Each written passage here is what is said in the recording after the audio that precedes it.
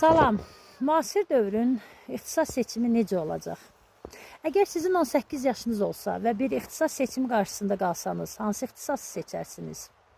Məsələn, marağınıza dair bir ixtisas mı? Yüksək maaş vəd edən bir ixtisas mı?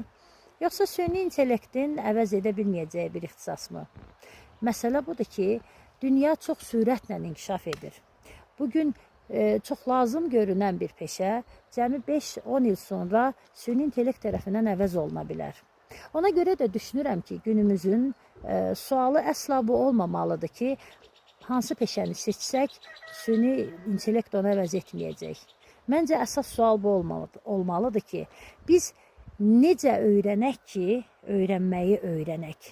Bəli, biz necə öyrənək ki, öyrənməyi öyrənək. Çünki artıq müasir insan tənqidi düşünməlidir, öyrənməyi öyrənməlidir, dəyişməyi, sürətlə dəyişməyi öyrənməlidir və süni intellektlə işləməyi bacarmalıdır. Bax, bu müasir ixtisasın seçimidir. Əslində, bəlkə də müasir insanın ixtisas seçimi bir ixtisas deyil, öyrənməyi bacarmaqdır. Mən bir folklorşünasam və mən artıq müasir dövrdə süni intellektlə işləməyi öyrənirəm, GEFI ilə işləməyi öyrənirəm.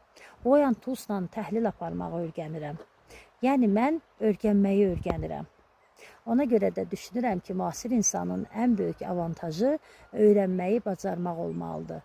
Tənqidi düşünək, tənqid etməyi bacaraq, özümüzdən başlayaq tənqidə və öyrənməyi bacaraq. Bu bizim ən böyük silahımız olar.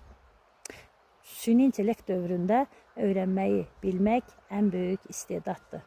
Uğurlar diləyirəm sizə.